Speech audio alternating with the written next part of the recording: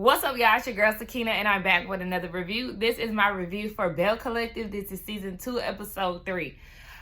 Before we get into this mess of a review, be sure to check us out on Tuesday night at 9:15 Eastern Standard Time on the Whether You Like It or Not panel. It will be hosted by Josiah World TV.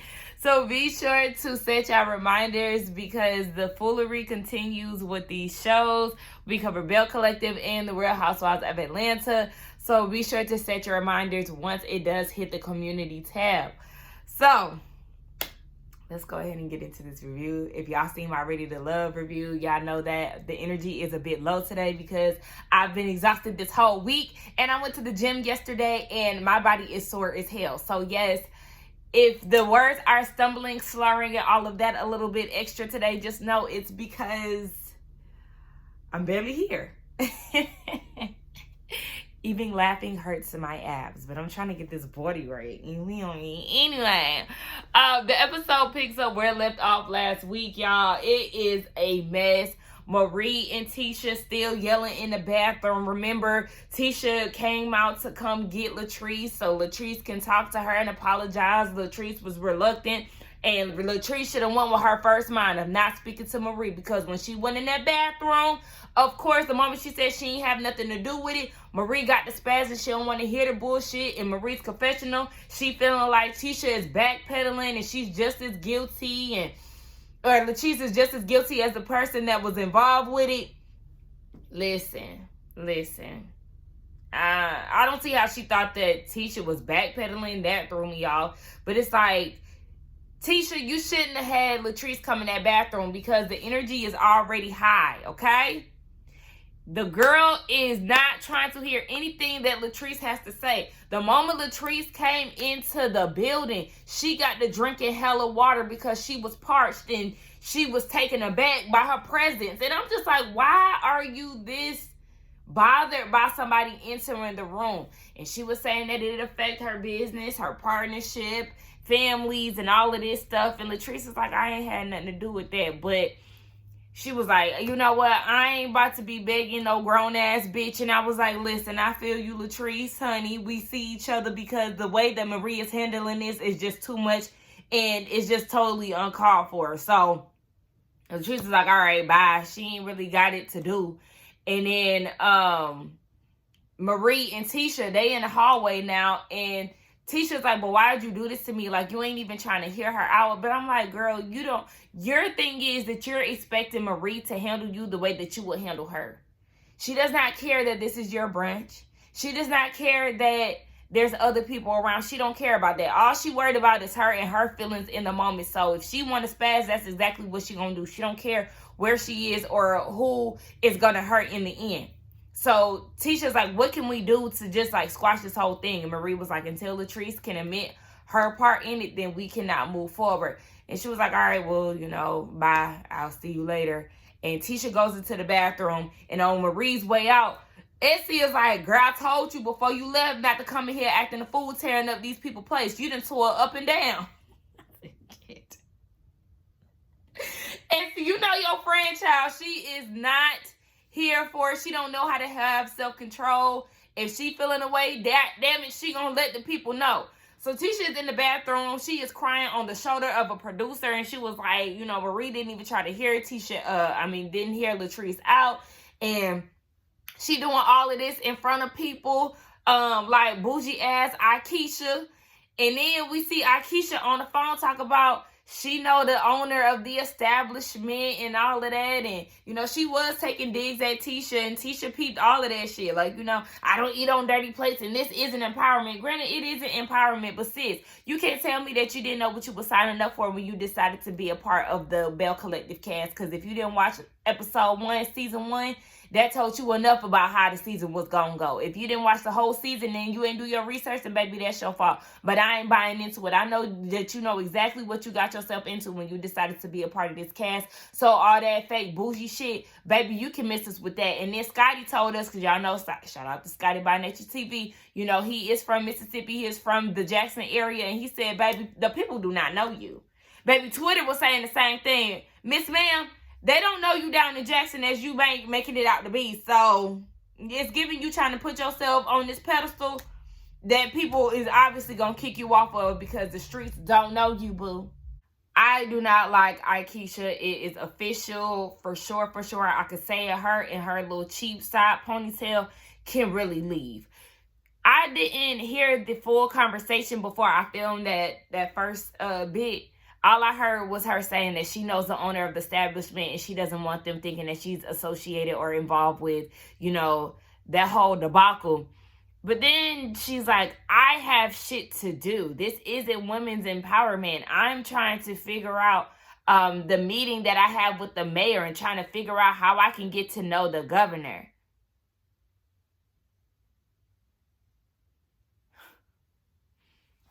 If you so elite, why did you come on a reality show like this? If you so elite, why did you decide to stoop down to these girls' level, since that's what you think that this is? This is a level beneath you.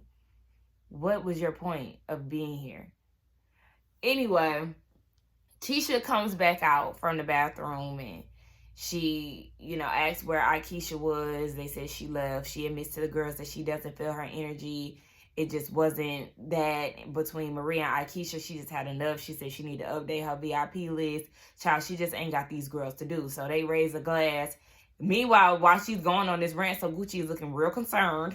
But they raise a toast and they say her favorite affirmation and it was done. But I hope this is the last brunch we see because it's just too much. This brunch was enough for us to not see another brunch for the rest of the season. Don't do it, sis. Because this is going to affect your brand if things like this continue to happen. So, yeah. Unless you can do a brunch without Marie in attendance and Aikisha, then we could talk. Otherwise, nah. Hey, yo, like... Oh, what? So Gucci, your husband, sis. Now, I know that y'all said that he is from, he is a father of some of the dancing dolls. I don't watch Bring It that much to recognize who he is. But, baby, them dangly, thin Snoop Dogg braids with the beads.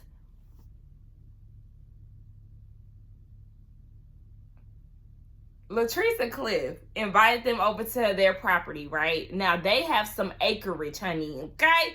I love to see it. So, they have a lodge that people can actually rent out for weddings, family reunions, things like that. So it's a lodge. You have picnic tables, a basketball court, and just hella land. I absolutely love that idea.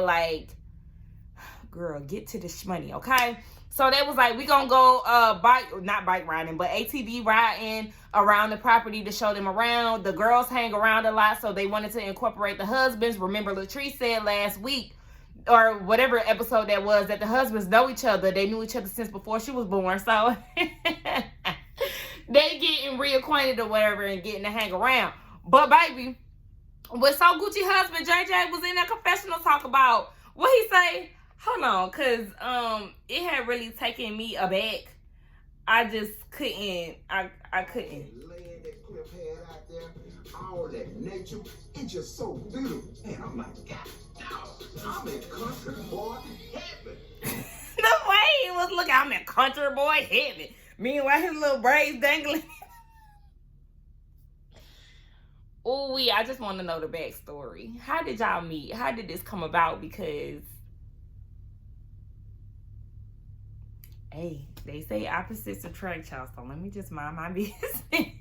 Watching them on the dirt bikes and stuff, is that the ATVs, and putting mud on each other and stuff, that was actually cute. I really loved that scene. And then they went into the lodge and had some hot cocoa with a little Baileys in it. Okay, baby, I know all about that. But they got to talking about the first impression of the brunch, and so Gucci was like, yeah, nah, Aikisha, girl, you talk about the plates and doing all that complaining, nah.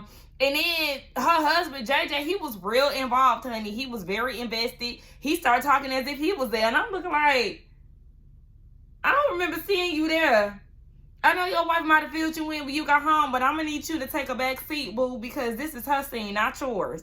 So then they start talking about Marie and how Marie practically want to fight Latrice, and so Gucci was like, I mean, do y'all feel like y'all would ever come to some type of resolution? Like, y'all just might need to talk about it. And Latrice was like, yeah, every time I talk to her, there's no resolve. So basically, no, she really ain't here to talk to Marie. And I understand that, because I mean, it's only but so many times I'm gonna try to make it right with you. And Marie already got her mind made up as far as Latrice. I was like, yeah, just let that be what it is.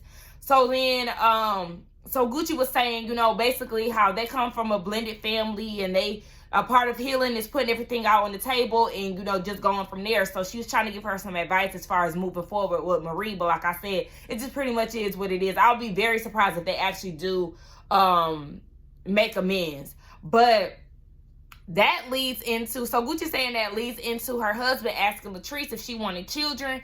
And, you know, we already know how the story goes with Latrice and Cliff. She's not ready to slow down. He wants her to have a baby to basically slow down. And she was like, yeah, I just don't see a baby in my future. And so Gucci was like, yeah, if Cliff want a baby and Latrice doesn't, Latrice needs to make sure if she does want to have a baby that she's accomplished everything that she wanted to do. And then they can talk about having a baby. And this is what made me actually like So Gucci. She wasn't just siding with Cliff and all of that. And I just like the way that she was trying to handle Latrice and the Marie situation too. So I think it's safe to say that I do like So Gucci coming into it. It's just that husband is a character, child. So, you know, as Latrice is explaining this and their confessional, Cliff gonna tell her, don't be like Tambra. Child, y'all gonna get enough of taking these digs at these at y'all co-workers, because Latrice tried it with the whole what you gonna pull a Glenn and we gonna be divorced, and now Cliff is doing don't be like Tambra. Child, listen, y'all need to cut it out, because it's not gonna end well for y'all and the people that y'all making fun of. Well, y'all can make fun of Glenn all out. Well, shit, they weren't, well, because that was at Tisha's expense, so I could see why Tisha would be mad with the whole Glenn thing. Okay, nonetheless, child, she ain't trying to have no baby no time soon. Akeisha and Tambra, they go and get a smoothie together, and then they talk about how unempowered Akeisha felt, from the plate to the burnt waffles to the arguments and all of that. And Tambra's trying to explain to her that it usually doesn't go this way, and she was like, well, yeah, no, she just really wasn't feeling it. So Tambra's like, okay, well, is this going to affect you and Letitia and you trying to help with the whole Fair Street project? Now, Akeisha says she's not that petty, so she's not going to, you know, basically let it affect her, but she does want to talk to her about why she acted the way that she acted about the plate. You seem that petty to me. Like, girl, you're going to harp about the plate being dirty as if she purposely put out plates. Then you say, you know, the people of the establishment, you need to have them talk about that. You need to address them about them dirty plates, because it's not that big of a deal. A dirty plate at a brunch is not going to be the end all be all for you. Like, girl, I'm just so sick of her. And I don't want to keep hearing about how it wasn't empowering and all of that. Girl, please. And then she's talking about it all starts with the leadership and all of that. Girl, shut up. Like, we're tired of it. At this point, you're a broken record. Tamra started asking her about her babies, and come to find out, she went through like 7 conceptions and nothing really worked. She went through IUI, IVF. She met with endocrinologist. I might have messed up the word, but basically she went through all these steps to get pregnant. Nothing worked. Her eggs were deteriorating, and then she got pregnant by natural conception. I think she might have got pregnant twice, if I'm not mistaken, because at first I thought she had twins or something, but no, it was a natural conception, and she was like, it was just all about timing. So, you know, shout out to her and her pregnancy journey. And then Tambra started to share her journey. But my thing is, Tambra, we don't want to hear it, because at the end of the day, you don't even know if you're infertile, because you and Desmond, or whatever his name is, y'all still having sex with condoms. And when Akeisha heard that it was Damon, I think that's his name. I said Desmond. Damon that she was doing this, but she like, girl, wait, y'all been dating for X, Y, and Z. Like, what if he said that marriage is too much and he just want to have a kid? Like, would you go for that? And she was like, no. But it's like, okay, well, y'all need to make something happen, because this just whole situation, Tambra, and your bubblegum pink lipstick that you decided to bring back, it just does not make sense. Now, y'all not committed, but y'all dating again.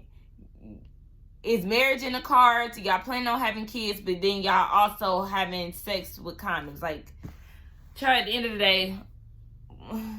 And then we know that Tisha Friend's supposed to be tossed in the mix at some point. This storyline is just too much. It's a hard day for Marie because her grandson's mother's funeral is that day, so they had to attend the funeral, and then shortly after she had a bad lupus flare-up. So she's giving more detail about what her lupus flare-ups look like. She had to take 12 pills a day just to maintain, and when she is having the flare-up, she's in pain to where she can't walk. She basically needs assistance, and she said that she has to have a handicap accessible home because that's how bad it is. So we see that Essie is coming over, and she's checking up on her, and she was just saying how hard the day was because she did have to attend the funeral, and then with her lupus situation, and she was like, you know, I have my business life all together, but when it comes down to my personal life, it's in shambles. Her son is still in school, and, you know, the way of raising her grandson is on her. He's going to grow up one day and ask where his mom is, and then she brings up Cedric and how, you know, she had to make the bad decision or a hard decision to end her marriage. But then she goes and says that in order for them to co-parent peacefully, she's going to do whatever it takes, even if that means buying him a Rolex, because that's what she agreed to when they got married. And that was with Etsy. So basically, you going to buy him to take care of his daughter? Cedric can kiss my ass and he would be on child support. Like, what do you mean? I'm not buying you shit. And the way that she continuously brings up Cedric gives the feeling that she's going to take him back. Because even like Essie said, I mean, did he hold up his end of the bargain when it came down to the marriage? I don't care what you said about buying him a Rolex. Didn't he cheat on you and put you through all kind of hell? What? Girl, yeah, you're making your life harder by even doing that with him. Like, you got too much on your plate. I'll be damned if I'm be catering to a no good ass nigga. Make it make sense, girl. What? So, you know, Essie is pouring into her, and Marie in her confession was saying that blood couldn't make her and Essie any closer. You know, they're just really good friends. You need friends like that on your side. But girl, that whole you and Cedric thing, I'm gonna need you to stop bringing him up every scene, because we don't care to get to know him. And plus, that man is zesty as hell, and you can't convince me that he does not like men.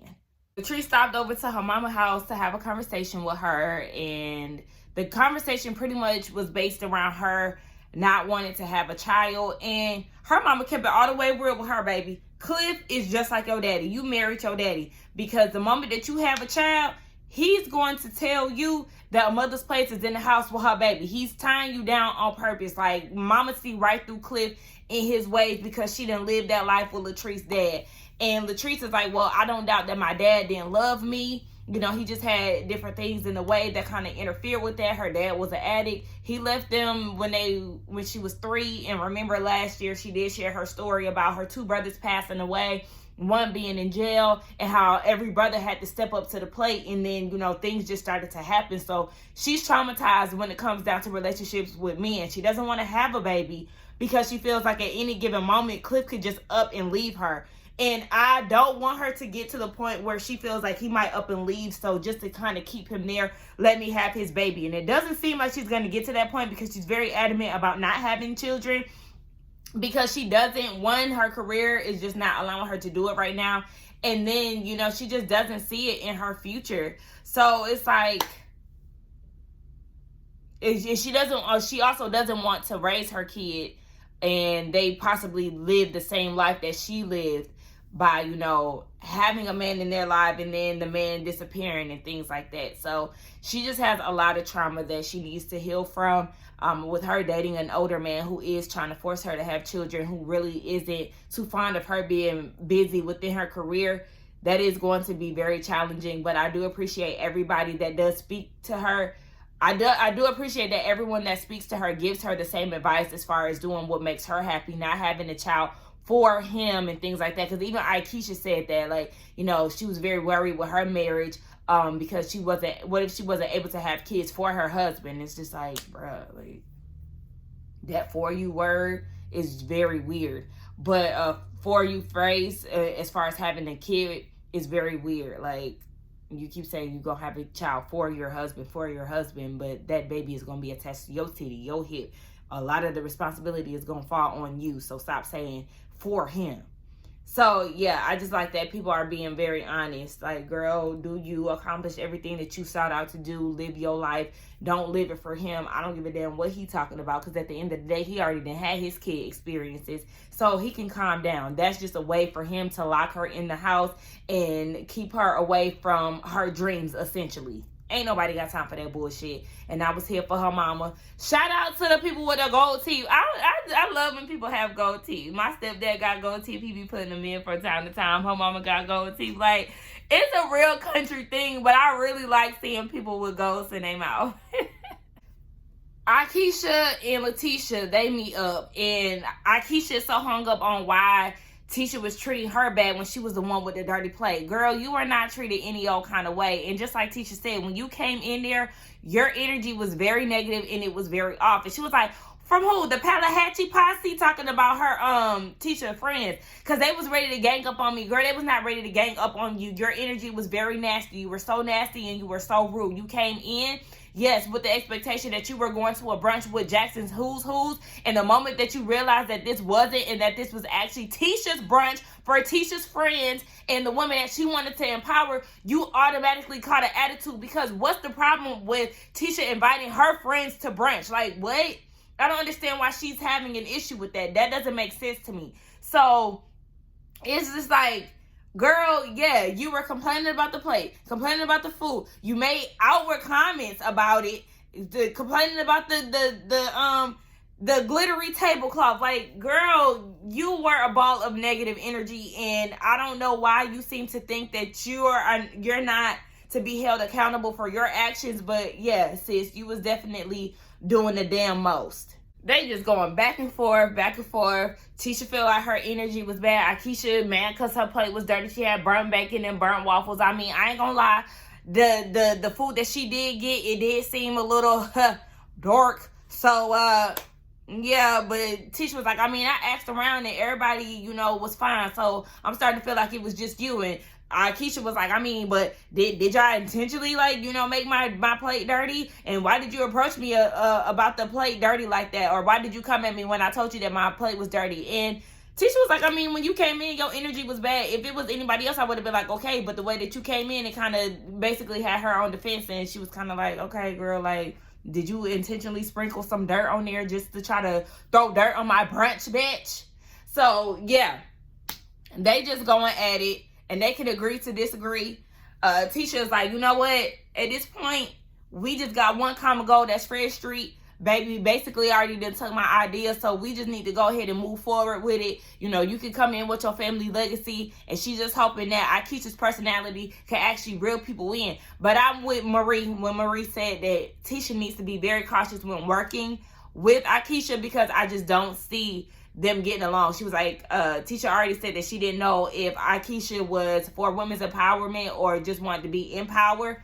She definitely wanted to be empowered. Like, because she keep mentioning she thought she was going to be in the room with the Jackson Who's Who's. Well, baby, didn't you go to the country club since you were 14 and you were having brunches and things? Why don't you already know these people? I understand that you went to New Jersey to go be with your husband and stuff like that, but you didn't keep in touch with Jackson's Who's Who's? Is that why you're supposed to meet the governor and meet with the mayor and all of that? Girl, I'm so sick of you. You're definitely giving opportunistic vibes. And if this your city, why you so pressed to meet the Who's Who's? You should already know who they are. But I forgot that people don't know you. So then Aikisha kind of switched gears within the conversation, and she brings up how happy she is for Tambra and the mom. But I'm like, are you really happy for them? Because you was already kind of looking like, girl, what is this situation that y'all got going? Sorry, my camera had cut off. But yeah, she was already kind of looking like, you know, what's the situation that y'all got going on? But Tisha takes this opportunity to be like, oh, did you know them since high school? Basically, yeah, she's known him from being around Tamra throughout the years. And then Tisha was like, well, do you know him from as being greedy? Yeah, she does know him as greedy. And it's just like, Tisha, why are you talking to her about this? Because it's going to make you look like a bad friend because you're going.